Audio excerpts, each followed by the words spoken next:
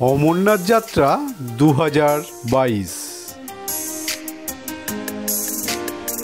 Wonderful ট্রাভেলের সাথে আমরা অমরনাথ যাত্রায় বেরিয়েছিলাম। তাতে আমাদের মোট যাত্রী সংখ্যা ছিল 17 জন।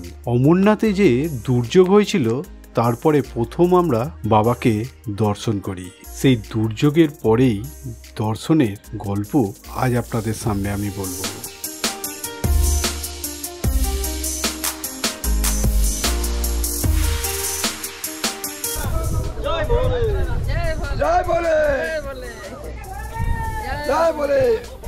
ট্রেনে করে আমরা কলকাতা স্টেশন থেকে শুরু করেছিলাম জম্মু তাবি যাব এবং ট্রেনে উঠে আমরা দুদিনের ট্রেন জার্নি শুরু করেছিলাম। এই হচ্ছে আমাদের ওয়ান্ডারফুল ট্রাভেলের সাথে যারা অমরনাথ গেছিল। আর এটা আমি তো ট্রেনে উঠেই আমাদের কাছে প্রথম যে খবরটা আসে সেটা হচ্ছে অমরনাথ কেবের কাছে হরকা বান, যাতে প্রচুর লোক মারা যায়। কিন্তু আমাদের বাড়ি থেকে তার জন্য বারবার আমাদের ফোন করে জিজ্ঞেস করছিল কি খবর, বাবাকে দর্শন করতে যাওয়া এবারে রিস্ক হয়ে যাচ্ছে, চলে এসো। কিন্তু আমরা কারোর কথা না শুনেই আমরা অমরনাথ যাত্রার জন্য বেরিয়ে পড়েছিলাম।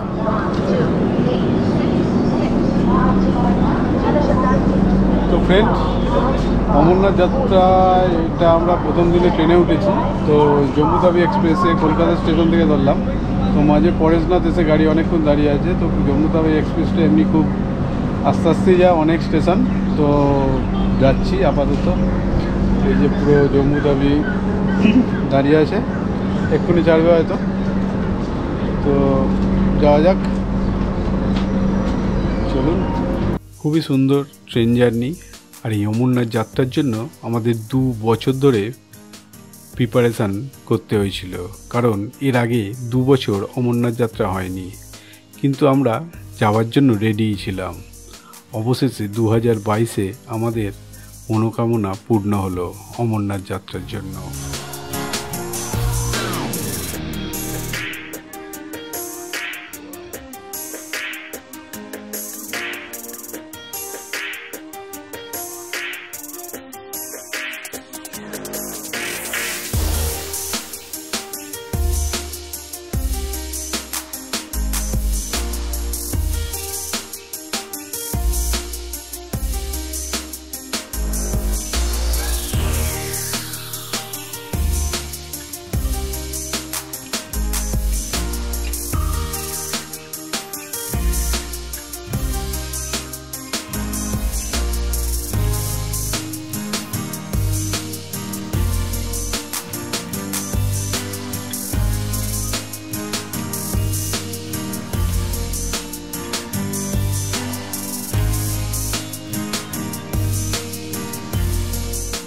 আড়াই দিন ট্রেন জার্নির পর অবশেষে জম্মু তাবি স্টেশনে আমরা সবাই একসাথে অমরনাথের জন্য বেরিয়ে পড়লাম। এটা জম্মু তাবি স্টেশন।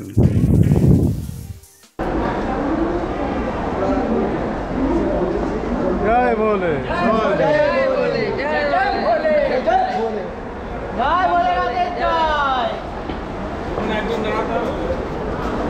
জম্মু তাবি স্টেশনের বাইরেই আমরা প্রথম যে কাজটা করেছিলাম সেটা হচ্ছে একটি সিম নিয়েছিলাম, এবং অবশ্যই জিওর সিম নেবেন, কারণ অমরনাথে জিও ছাড়া আর অন্য কোনো সিমের সিগন্যাল তেমন থাকে না।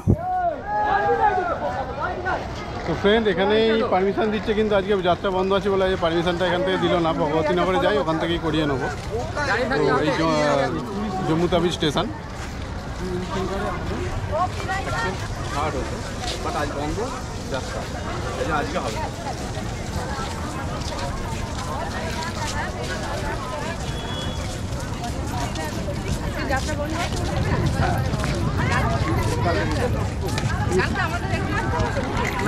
এবং এবারে যেটা নিয়ম অনুযায়ী MFID কার্ডও করাতে হয়। তো জম্মুতে নেবে শুনলাম 3 দিন ধরে যাত্রা বন্ধ আছে এবং MFID কার্ড জম্মু স্টেশন থেকে দিচ্ছে না। তো আমরা তার পাশেই যে বৈষ্ণোদেবী ধাম আছে সেখান থেকে MFID কার্ডটা করিয়ে নিয়েছিলাম।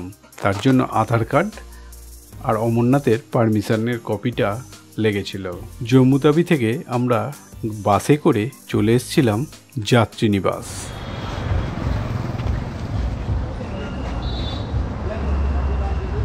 তো ফ্রেন্ড, এখন আমরা এখান থেকে, এটা ভগবতীনগর, এখানে আমাদের থাকার জায়গা হলো না, এখানে যাত্রী ভর্তি বলে আমরা এখান থেকে বহু কষ্ট করে গাড়ি ঠিক করে বেরিয়ে যাচ্ছি কাটরা বৈষ্ণোদেবী। তো চলুন গাড়িতে যাওয়া যাক বৈষ্ণোদেবী। জম্মু যাত্রীনিবাসে 3 দিন বন্ধ হওয়ার জন্য অনেক লোকের ভিড় থাকার জন্য আর নতুন করে লোক ভেতরে অ্যালাউ করছিল না। তার জন্য আমরা সেই দিনটা নষ্ট না করে প্রথমেই আমরা বেরিয়ে গেলাম কাটরা বৈষ্ণোদেবী দর্শনে। জম্মু থেকে মাত্র 2 ঘন্টার রাস্তা কাটরা।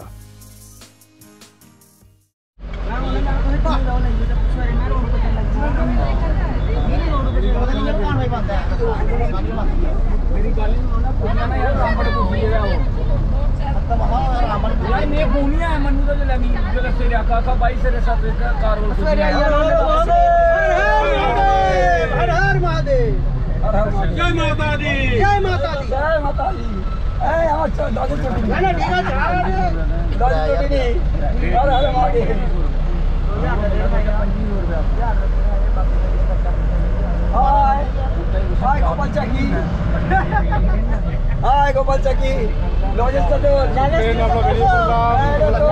ভগবতীনগর থেকে কাটরার উদ্দেশ্যে।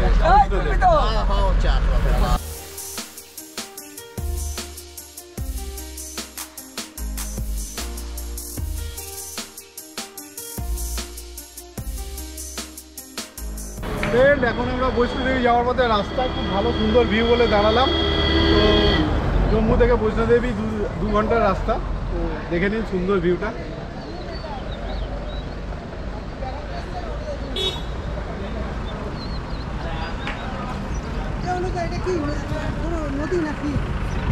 টাওয়াই নদীর পাশে খুব মনোরম সুন্দর একটি ভিউ পয়েন্ট। জম্মু স্টেশন থেকে যাত্রীনিবাসের বাস ভাড়া নিয়েছিল প্রতিজন পিছু 30 টাকা। যাত্রীনিবাস থেকে কাটরা যাওয়ার জন্য একটি বাস বুক করতে হয়েছিল, যেটি টোটাল বাসটি নিয়েছিল 3500 টাকা।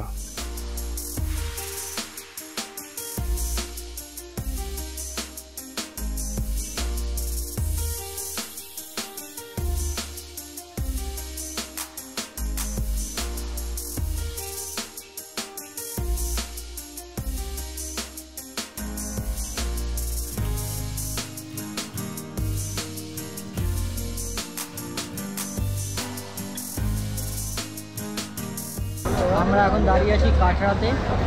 আমাদের লাদে যেতে বলছে, এখানে আমাদের পর্চি হয়ে গেছে। আমরা এবার হোটেলে যাবো। কাকাও আছে আমাদের সাথে, কাকাও আছে,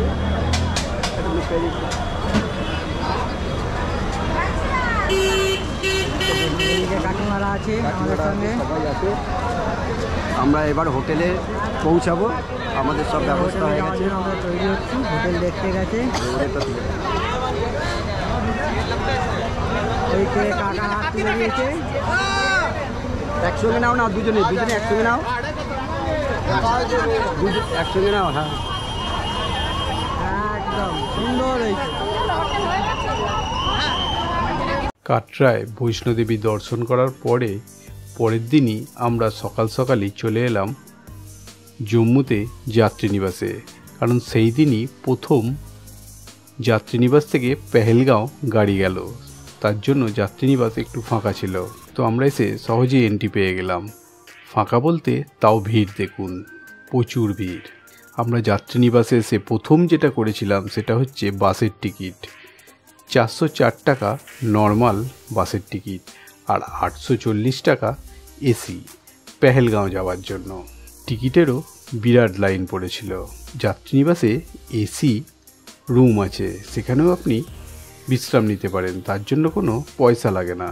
এবং বাসের টিকিট আমরা এসিতে পাইনি, নর্মালেই পেয়েছিলাম। এসি সকালবেলায় বুক হয়ে যায়। আমাদের বাসের টাইম ছিল রাত্রির 1টা। তো তার জন্য সারা রাত আমরা ঘুমোতে পারিনি। 1টার সময় বেরিয়ে আমাদের প্রথম যে কাজটা হলো বাসের নাম্বার অনুযায়ী বাস খোঁজা। কয়েকশো বাস ওখানে দাঁড়িয়ে আছে। তার মধ্যে আমাদের অনেক কষ্টে খুঁজে নিতে হয়েছিল আমাদের বাসটা। আর এই যাত্রীনিবাসেই লঙ্গরখানা আছে এবং বাইরেও অনেক লঙ্গরখানা আছে যেখানে আপনি ফ্রিতে খাবার পাবেন। যাত্রীনিবাসের ভেতরের লঙ্গরখানায় প্রচণ্ড ভিড় হওয়ার জন্য আমরা বাইরে এসে একটু দূরেই লঙ্গরখানা থেকে খাবার খেয়েছিলাম।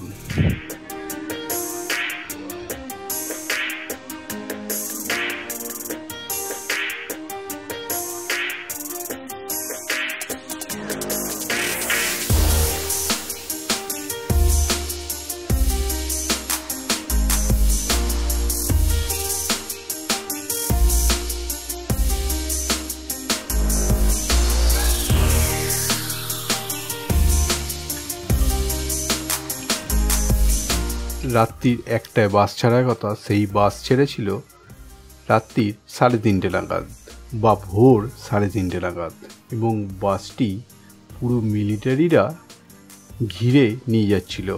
শুধু আমাদের বাস নয়, আমাদের সাথে অনেক বাস ছিল।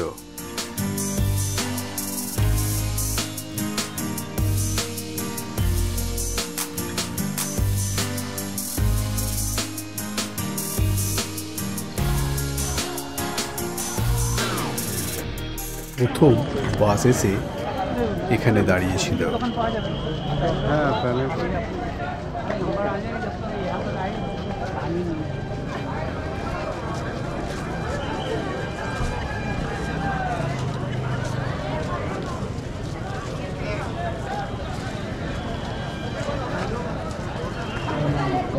ভগবতীনগর যাত্রীনিবাস থেকে পেহেলগাঁও যাওয়ার জন্য প্রথম এখানে গাড়িটা দাঁড়ায়। এখানে আপনি আপনার এখানে খাবার বা পটি সবই করে নিতে পারেন, মানে ল্যাট্রিনও করে নিতে পারেন। দিয়ে এখান থেকে 1 ঘন্টা থাকার পর গাড়িটা এখান থেকে বেরিয়ে যায়। এখানে 1 ঘন্টা বাস দাঁড়ানোর পর আবার বাস চলতে শুরু করলো পেহেলগাঁওয়ের উদ্দেশ্যে।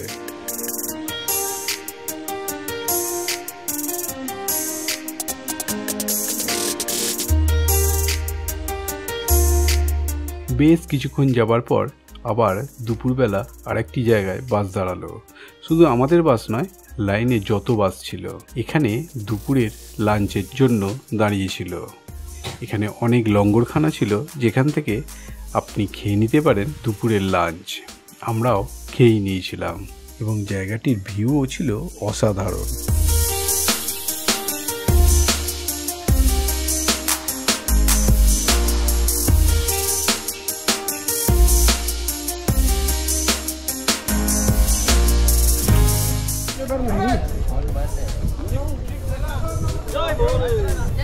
जय बोले जय बोले।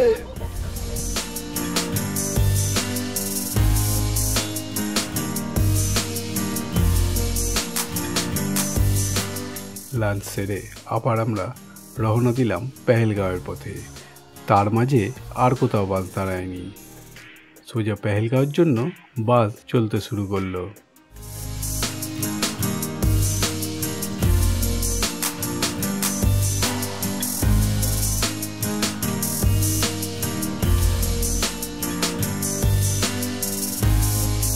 ছবির মতো সুন্দর এই পেহেলগাঁও, পাশে লিডার নদী বয়ে যাচ্ছে। আমাদের পেহেলগাঁওয়ে একদিন এক্সট্রা থাকার কথা ছিল, কিন্তু দুর্যোগের কারণে আমরা একদিন এক্সট্রা আর পেহেলগাঁওয়ে থাকতে পারিনি। সেইটা আমাদের কাটরাতেই চলে গেছিলো।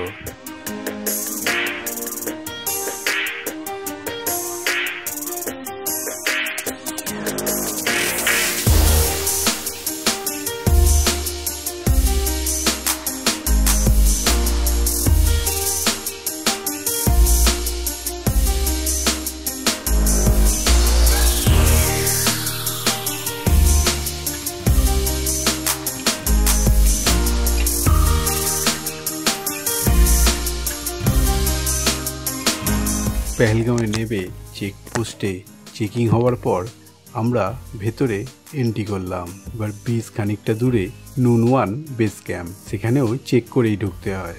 ওয়েদার এখানে একটু একটু করে খারাপ হতে শুরু করেছিল, কখনো বৃষ্টি কখনো রোদ্দুর।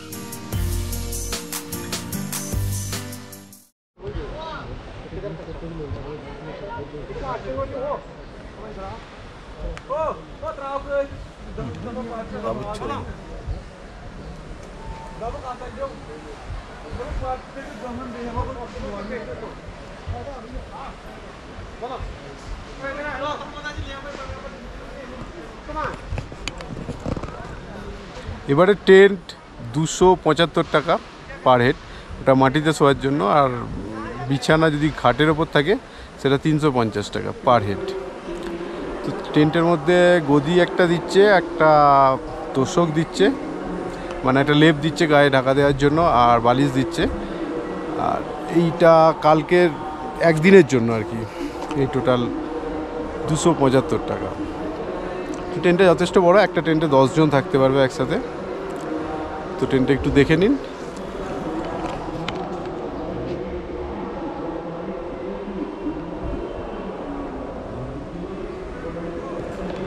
আর হ্যাঁ, টেন্টে চার্জিং পয়েন্টও আছে একটা 3 পিন প্লাগ এলে 2-3টে দিতে পারবে।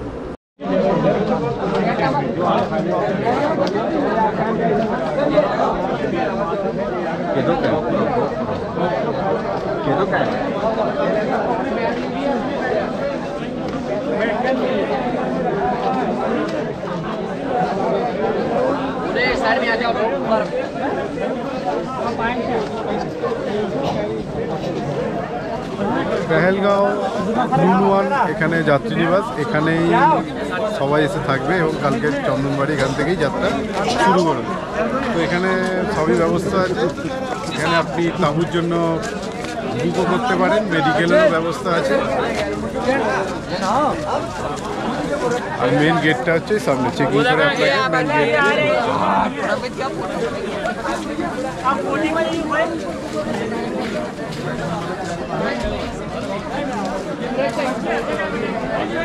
এইটা চন্দনবাড়ি থেকে টোটাল বালতাল অবধি ঘোড়া, পিট্টু, পালকি সবেরই রেট চার্ট আছে। অবশ্য এই রেট চার্টটা দেয়াই আছে, কিন্তু অরিজিনালি ওখানে গিয়ে তার রেটের অনেক পার্থক্য হয়ে যাচ্ছে।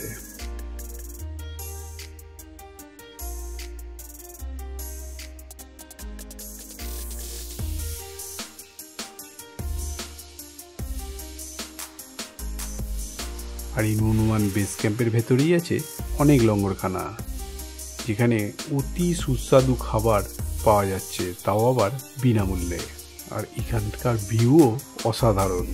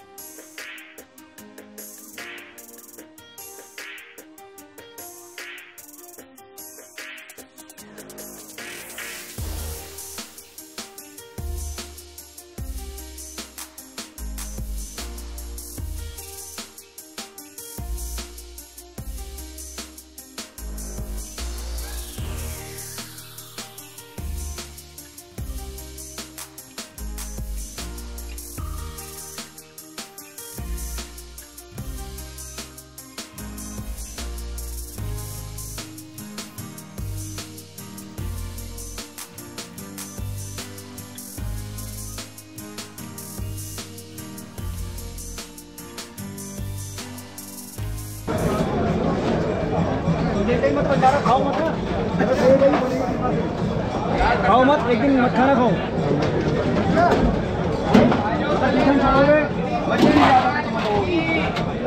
अच्छा जी नहीं है, 5% आए পুরো এগুলো লঙ্গরখানা, এখানে আপনি বিনা পয়সায় খেতে পারবেন। পেহেলগাঁও পেহেলগাঁওয়ের এখানে লঙ্গরখানা আছে, এখানে অনেক লঙ্গরখানা আছে যেখানে আপনি বিনা পয়সায় নানা ধরনের জিনিস খেতে পারবেন। চলুন আরো দেখুন।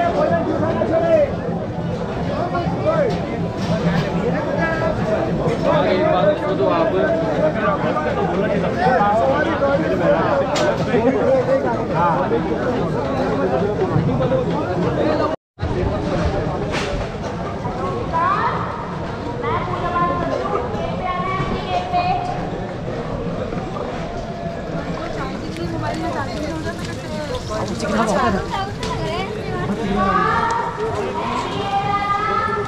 এটা হচ্ছে পেহেলগাঁও টয়লেট, মানে বাথ পাবেন এখানে, প্লাস আপনার এখানে ল্যাট্রিন করার জায়গা রয়েছে, ইন্ডিয়ান ওয়েস্টার্ন দুটোই রয়েছে, তারপরে আরও স্নান করার জায়গা আছে, সব কিছুই এখানে পেয়ে যাবেন এবং কয়েক শো আছে।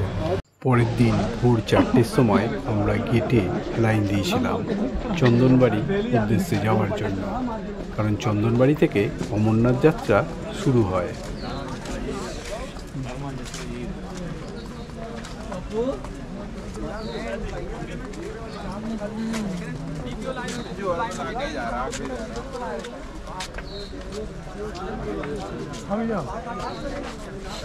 हेलो बम बम बोले, बम बम बम बम बोले, बम बम बोले। নুনওয়ান বেস ক্যাম্প থেকে চন্দনবাড়ি যাওয়ার রাস্তায়।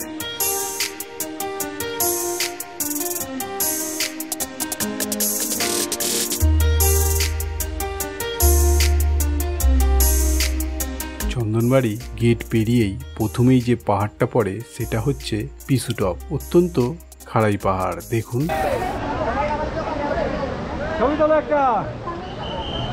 হ্যালো ফ্রেন্ড, চন্দনবাড়ি পেরিয়ে এসেছি, এই সামনে আছে পিসুটপ, এই পিসুটপে উঠবো।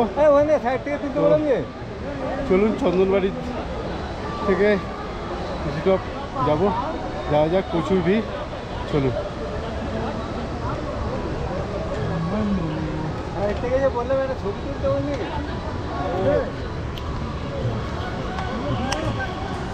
এবং 4 থেকে 5 দিন বন্ধ থাকার জন্য ভিড়ও হয়েছিল প্রচণ্ড, সবসময় লাইন পড়ে যাচ্ছে সব জায়গায় এবং দাঁড়িয়ে যেতে হচ্ছে, রাস্তা মোটেও ভালো নয়। দেখুন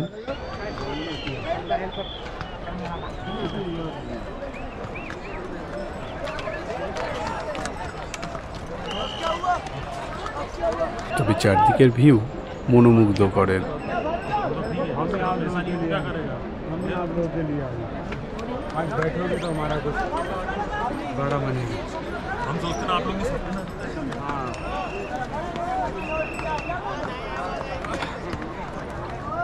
পিসুটপের ওপরে লঙ্গরখানায়, এখানেই আমরা সেরেছিলাম দুপুরের লাঞ্চ।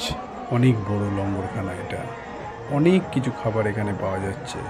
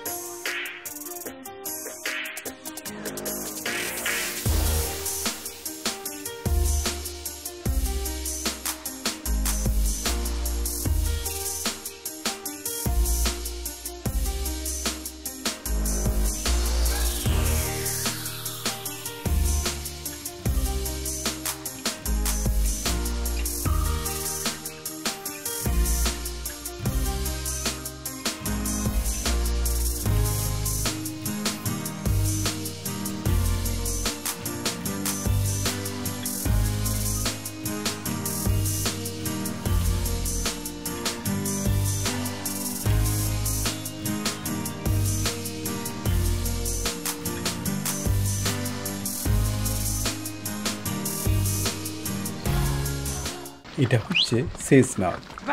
লঙ্গরখানা থেকে বেরিয়ে আস্তে আস্তে পৌঁছে গেলাম শেষনাগ। খুবই মনোরম দৃশ্য, চোখ ফেরানো যায় না। কিন্তু এখান থেকেই আস্তে আস্তে ওয়েদার খারাপ হতে শুরু করলো, বৃষ্টি শুরু হয়ে গেল। আর পাহাড়ের বৃষ্টি মানেই ভয়ঙ্কর।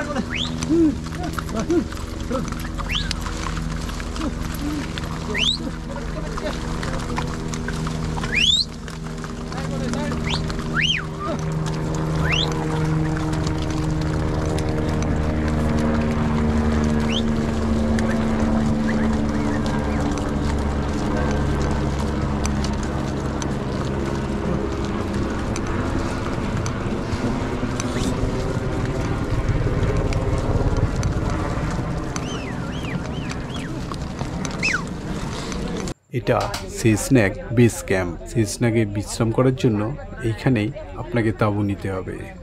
এখানকার তাঁবুর রেট পড়েছিল 550 টাকা প্রতিজন। এক একটা তাঁবুতে 10 জন করে থাকতে পারবে।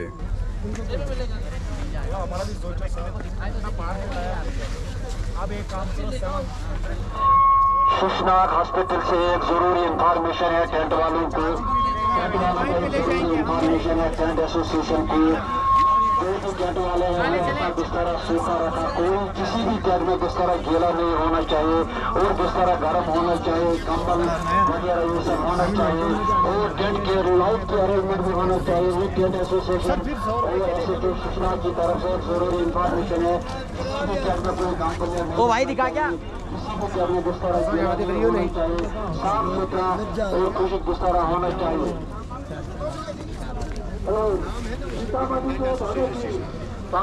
সারাদিন বৃষ্টি হওয়ার পর এই শেষনাগে বিকেল 6টার সময় রোদ্দুর উঠবে। দেখে নিন সারাদিন আজ বৃষ্টি হয়েছে।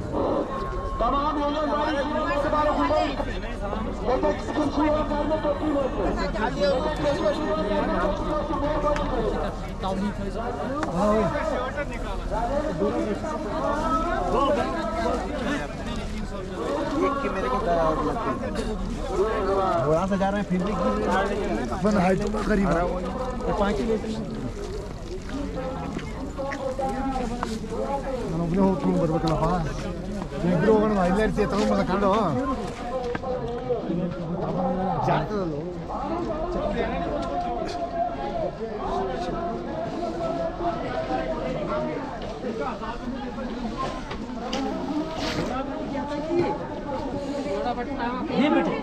चलले नाही ना काही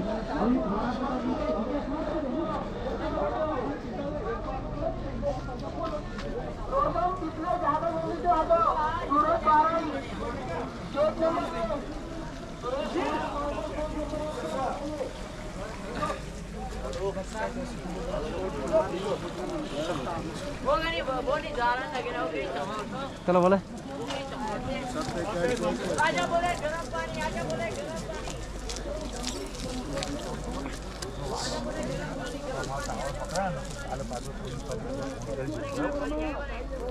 काला में हमारा दस हमारे जवान हुआ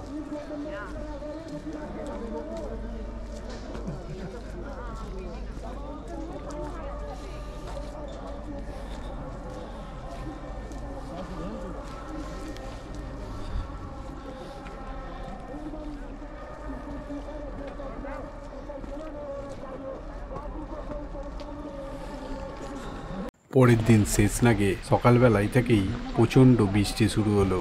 আকাশের অবস্থা দেখুন, মেঘে ভর্তি, এবং বৃষ্টির জন্য ভোর 5টার পরিবর্তে সকাল 10টায় গেট খুলেছিল বৃষ্টি একটু কমার পরে।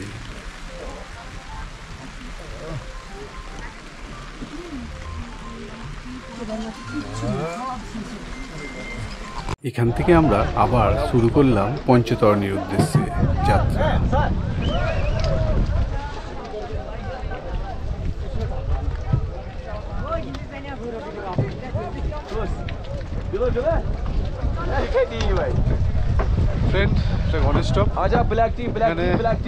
চা খেয়ে আবার পঞ্চতরণীর পথে রওনা দিলাম। পঞ্চতরণীর গেট আজকে একটু দেরিতে খুলেছে, কারণ সকালে বৃষ্টি হচ্ছিল। তো চলুন পঞ্চতরণী। এখানে কিন্তু প্রচণ্ড ঠান্ডা লাগে, আর হাওয়াও খুব দিচ্ছে। এই শেষনাগ থেকে পঞ্চতরণী প্রচণ্ড ঠান্ডা পেয়েছিলাম, যেটা এর আগের অমরনাথে এত ঠান্ডা পাইনি। এই বৃষ্টির জন্য ঠান্ডাটা অনেক বেশি হয়েছিল এবং অক্সিজেনেরও অভাব হচ্ছিল। তবে তেমন কোনো প্রবলেম হয়নি। আগে থেকে যদি শরীরচর্চা করে রাখেন তো অসুবিধা হবে না। নাহলে অনেক মেডিকেল ক্যাম্প আছে, যেখান থেকে আপনি অক্সিজেন নিয়ে আবার সুস্থ হতে পারবেন। তো আস্তে আস্তে আমি ঘোড়া নিয়ে এগিয়ে যাচ্ছিলাম পঞ্চতরণীর দিকে। শেষনাগ থেকে পঞ্চতরণী ঘোড়ার রেট ছিল 2300 টাকা, কিন্তু আমাদের থেকে 5000 টাকা ঘোড়া নিয়েছিল, যেহেতু ওয়েদার খুবই খারাপ ছিল। আমি আপনাকে বললাম যা রেট থাকে সেই অনুযায়ী কিন্তু ঘোড়া বা পালকি বা পিট্টু কিছুই নেয় না। রাস্তা দেখুন প্রচণ্ড খারাপ, প্রচণ্ড কাদা।